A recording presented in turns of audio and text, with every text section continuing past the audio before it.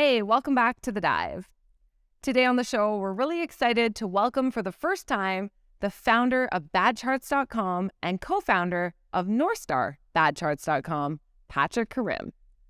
Patrick's going to speak to what metrics he uses to analyze charts, where he sees capital flowing and the best asset class to be trading in 2023, volatility in the market, job losses, the Fed pausing or cutting rates being a death sentence for U.S. equities, his worries about Jim Cramer's commentary, and be sure to stick around to the end to watch him analyze the charts of Meta, Amazon, silver, gold, and Bitcoin.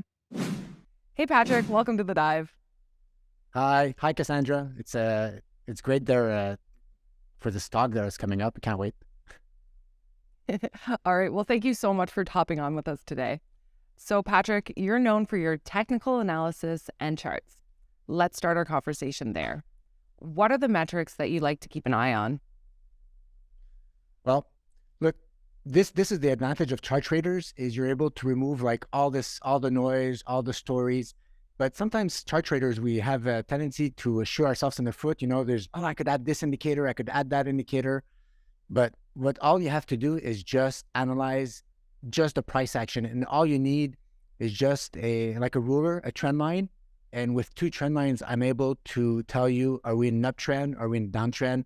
If you'd really force me to add an indicator, it'd be maybe a moving average, because sometimes your trend lines, you're not quite sure where to put them. But let's say 1 year moving average, if you're above an inclining 1 year moving average, you're an uptrend. If you're below a declining 1 year moving average, then you're a downtrend. And it's that simple. You never want to fight the trend. So, Patrick, with the start of 2023, can you share where you see capital flowing and where you view the best asset class to be trading right now? Yeah, but this is the biggest takeaway I have. And maybe, I don't know if we're going to talk later about like crypto and all that, but what's happening is people, as soon as like you're a new trader, you go on Yahoo Finance, they show you like 6 months of data. They never show you the big picture. But these capital flows, essentially what they are, it's a battle between big asset classes, either growth, like let's say U.S. equities, tech stocks, all that, versus like value, let's say commodity, anything that if you drop on your foot, it hurts, like something real. But these capital flow cycles, you can't see them. They last 10 years, 12 years. Like we've had one from all the late 60s all the way to 1980, the capital flows that were going to precious metals. So in commodities and oil was breaking out versus SPX, gold was breaking out versus SPX. Silver is breaking out versus SPX back in the late 60s. And after that, we had a bull run for U.S. equities from 1980 all the way to 2000. So add another 20 years on that bull cycle. After that, we had another bear cycle for U.S. equities from 2000 to 2011-12. We had a bull cycle for U.S. equities again, 2012 to today, so another 10 years. And right now, we're just starting a new bull cycle in favor of gold. So already SPX, NASDAQ, they all broke down versus the producer price index, which is a proxy for inflation. And right now, gold is very close to breaking out versus SPX. Once that happens, it's like that's the market telling you that something fundamentally has changed. Either there's so much inflation, or they think there's going to be so much inflation for the next 10 years that people have to start reallocating. And so you have to leave growth stocks. To answer your question, the second part is anything that's growth, like, I don't know, price to earnings, expansion, all that capital is going to get away from that. And they're going to go more maybe to dividend paying stocks, energy stocks, go into commodities themselves, in the metals, right? They're going to perform very well. So that's probably where people are going to have, once we get the confirmation that gold did break down versus SPX, gold did break out versus SPX, you're going to want to start reallocating and looking at metals. Look, anything, again, if you drop it on your feet and it hurts, those items will price in the destruction of your purchasing power. So that's probably what's going to shine in the next 8 to 10 years. How do you view volatility as a trader when analyzing what's going on in the market? Okay, so volatility, you gotta, as a trader, you have the advantage of stepping on the sidelines and waiting for that volatility to wind down. So let's say when the markets are breaking down, essentially you're going to have these patterns we call the bearish or bullish expanding wedges, descending wedges. So we say it's bullish because the target eventually is once that descending trend line breaks above, then the target is up. But in the meantime, that pattern is expanding, it's widening. So it creates a lot of volatility. You don't want to be in there because there's going to be a short-term rally.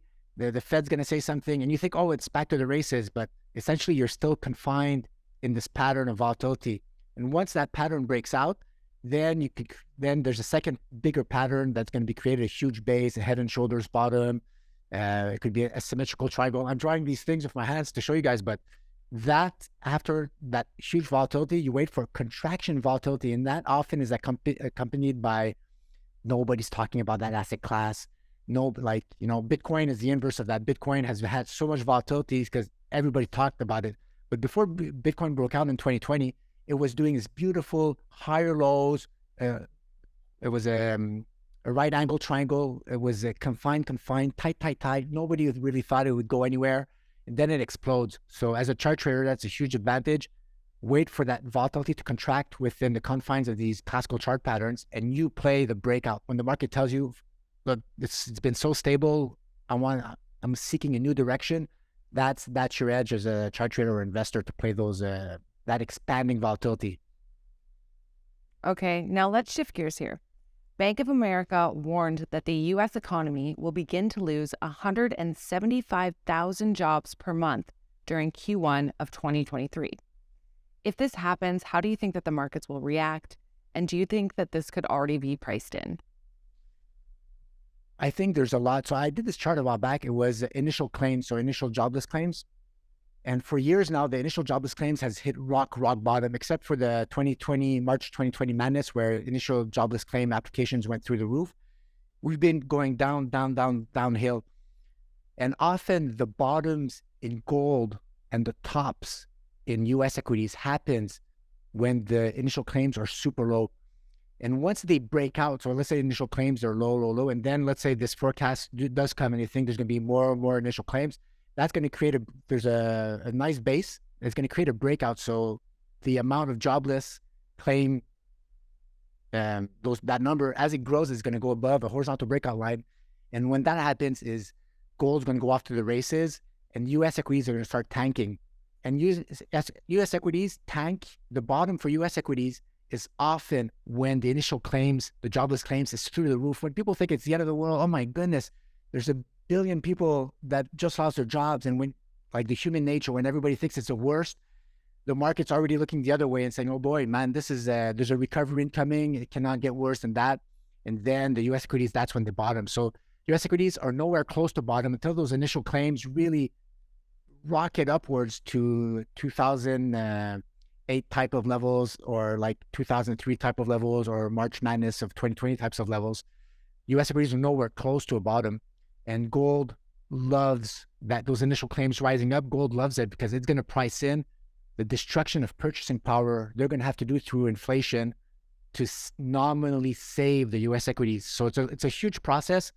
That's why I said maybe it's going to take 6-8 years to play out this whole game map. But yeah, so that could be the start of the downfall of US equities, the acceleration of the US equities going down. So it's not fully priced in yet by no means of the imagination. Okay. Now, you mentioned in one of your tweets that the Fed pausing or cutting rates is a death sentence for US equities. Could you give us a bit more color on this?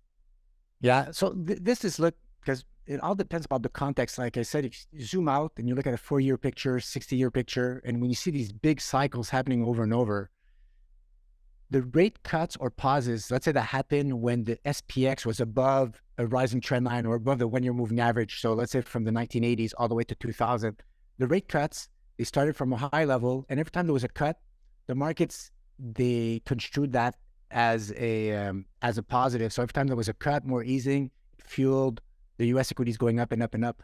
We've been used to that.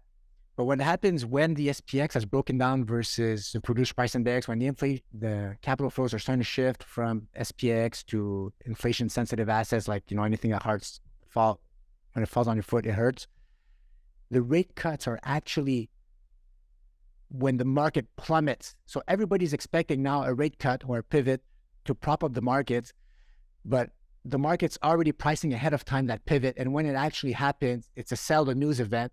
So that's why I put a chart that every time that the SPX has broken down versus PPI, rate cuts actually showed that the U.S. equities just tumbled even more. So that's, people who've been conditioned, who've lived only through a bull era, the tech, like all the millennials or whoever's playing the stock market for the past 10 years, seeing everything appreciate since 2009. That game plan now has switched. So yeah, those rate cuts, if you look on the chart, and you can only see that in the chart because people are repeating rhetoric, the Fed's going to save us, the Fed's going to save us, the Powell put, all that stuff. Well, there's no put right now. So it's like in a no-win situation, the U.S. equities right now. So unless something drastically changes and they're able to do new highs and remove all this bearish evidence that has piled up against them, you have to have a bias that whatever rally we have now in U.S. equities is just a bear market rally until this thing really plummets, until, like I said, the initial claims go through the roof and people think it's the end of the world, they'll never work again. That's when U.S. equities, they'll bottom. So yeah, we're not there yet. Okay. Sorry, guys. No Powell pivot to save you. Okay, so Patrick, we also wanted to get your thoughts about Jim Cramer. He recently posted about buying Meta without really giving any context. What is your read on Meta, and what are your thoughts on commentary like this? Look, I don't know. I don't want to say it's irresponsible, but it's super dangerous because I'm always looking for evidence, for objective evidence. And even if like I like gold and silver and all that, at the end of the day, when I present a chart, it should be clear to everyone that, look, this is a breakout line, this is a support line. It should be super clear where the price is trending. And whenever somebody says buy Meta, okay, just like that, buy Meta, like I don't know how many, like, are people going to actually, like mom and pop who don't know anything about charts, oh, Jim Cramer said to buy that, they're going to put money on that. He doesn't talk about sell stops, when to exit, when to take profits. He just like throws that out there. So I decide to put up a chart. I look at the chart. I say, look, Meta is in a clear downtrend. Right now, it's doing a bear market rally, but it's still, like I said, it's within an expanding bullish wedge, right? But until that breaks out, there's increasing volatility. But the increasing volatility is to the downside until it's able to carve out a base. So that's like super dangerous stuff. You never want to buy when you're below a declining one-year moving average. You want to buy when you're above an inclining one-year moving average, and then there's corrections, and you want to buy those, like from 2009 to all the way to 2021.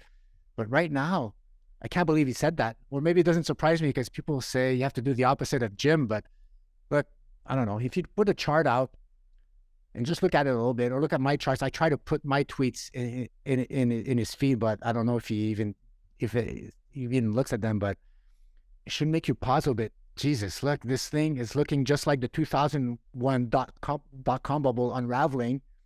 Should I recommend people to buy in 2002 when that thing's still plummeting down? It's like, it makes no sense to me. Kind of aggravates me, but it's like, I don't know. I feel like I'm hitting a deaf wall there when I'm telling people that it's still dangerous and there's no bottom in sight yet. But I don't know, traders could try probably to trade that, but it's not. I call that like rug pulls, Cassandra. It's bad news, bad events could always happen when the context is bad. So until the context, it shifts, you could have, even if there's a bear market rally, any day of the week, it could be a rug pull and the price starts plummeting. You don't even know why. Somebody panics, hits the panic button, and then people selling, we're running like chickens with no heads. That's where we're vulnerable right now. It's like, I'm sorry about the analogy, but it's a very slippery slope type of a situation.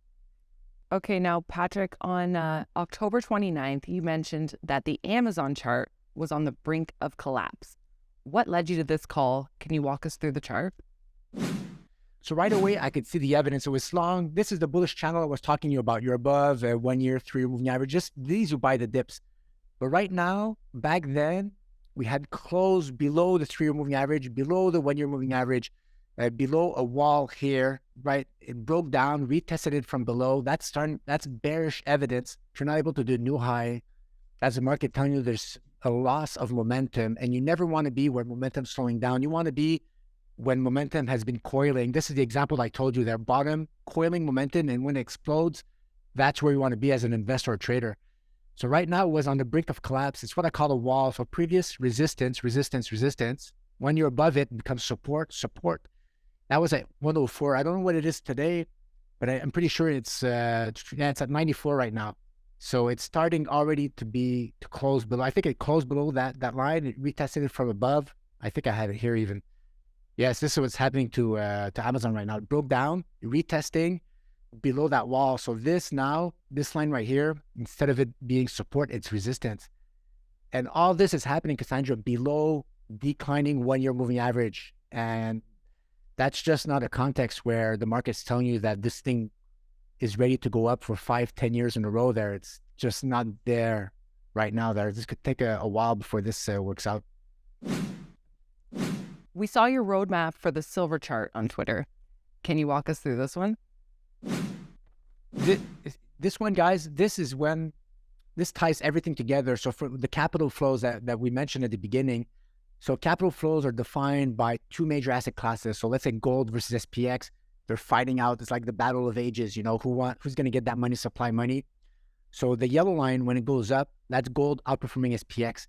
And the white line is simply, I overlaid the silver metal. So you'll see that once gold is able to extract money from the SPX, outperform it, silver tracks that practically to perfection. Right here, that's the 1970s bull era for silver, the 2000s bull era for silver and gold. It's the same thing happening again. So silver, I know there's a clear breakout line at $28. But if you want more evidence, is that going to be a false breakout? Is that going to go down? Is it just to remove paralysis analysis, or is it analysis by paralysis? I'm not sure, but you want to make sure that yellow line breaks out just like it did in 2002-3, just like it did in 1969, 1970. So I have a .497, so it's about .5. When gold is worth half of SPX, that means the capital flows are starting to shift more into gold. Then that yellow line is going to go all the way up here. This is an even more meaningful line, .66. So that's 2/3. So no matter what price the SPX is at, as soon as gold is worth 2/3 of SPX, in the battle of ages for the capital flows, gold is showing that it's grabbing a bigger and bigger share, and it wants more. It's pricing in more destruction of purchasing power, and silver will track that. I could have overlaid the miners chart. If guys love any type of miners, I could have overlaid the uranium chart, oil chart. All these charts, they track gold's performance versus SPX, so we're really close. So I'm not calling, like, the time to short Bitcoin, all that was a while back. It's not quite time to go long gold. You have to wait until it really breaks out versus SPX, and you really want to wait for silver to close above 28, because we're still vulnerable for the US equities to tumble more. And in the first third of a bear market for US equities, there's a chance that everything gets sold off, silver, gold, etc. But gold and silver will detach from the bear market. As the bear market continues to tumble for 2-3 years after, gold and silver could start detaching and appreciating in their own right. So this is the roadmap. It holds true today. And we got to keep an eye out for these levels. Okay, so while we're on the topic of gold, according to the latest import data releases, China imported more gold from Switzerland last year and stepped up gold purchases from Russia. What do you think is going on here? Look, I try not to focus like that. Those type of news, they could seem bullish on the surface, but after that, there could be some other type of news that we don't know about that somebody else is selling, which is, offsetting that in the price chart. Because essentially, when I look at the price chart, China, Russia, BRICS buying a whole bunch of gold, or the Americans selling a whole bunch of gold, I'll see the end result of all these world players in the gold market. I'll see in the price chart, I'll see all their actions, right? Because if there's more buyers and sellers, the price is going to go up, etc. So, look, I try not to put too much credence to all these news. Is it supporting the price action going up? Maybe, but there could be some other news that I don't know about that I'll learn about in hindsight that was actually supporting. Maybe it's more the capital flows leaving the growth stocks, fueling gold price than the buying from the BRICS. So as a chart trader, it's we try to abstract ourselves from making links or correlations or causations these news events, right? I could spin it another way. Sometimes you hear bullish news in a bear market and the price is still going to tumble down, and people say, well, markets shrug off bullish news and the price tumbles X. Or sometimes you're in a bull market And then you hear bearish news, and people are going to say, market shrugs off bad news, and the price keeps going up. That brings you to reason that what you think that news headlines at the end of the day didn't have quite that much impact on the price than you think. It was something else, right? Like those capital flows really driving the price more than those headline news.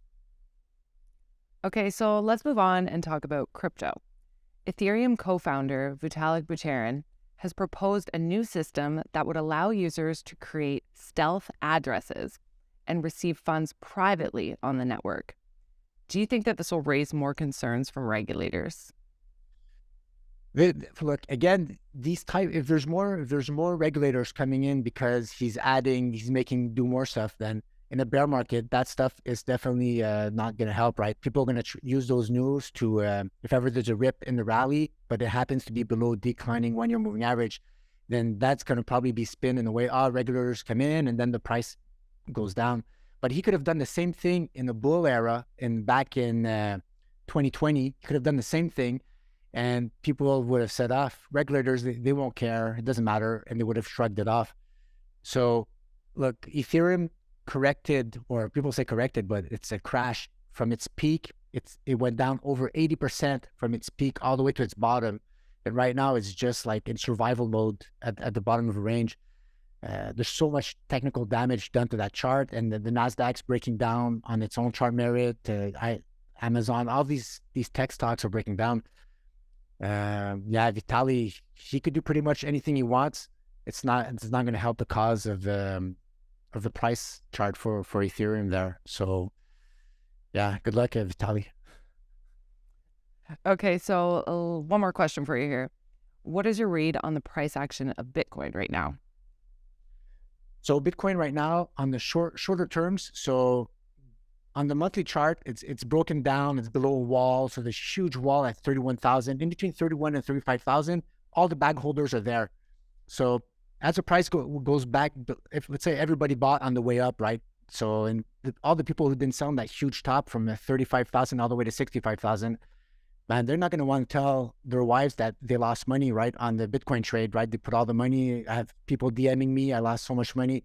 And so as soon as the price is hit a huge support around wherever it was, it bottom 16, 17,000, huge support. So now in the shorter time frames, it's above a 10-week moving average, a 30-week moving average. It's above a wake-up line. So it is trying to do a rally up.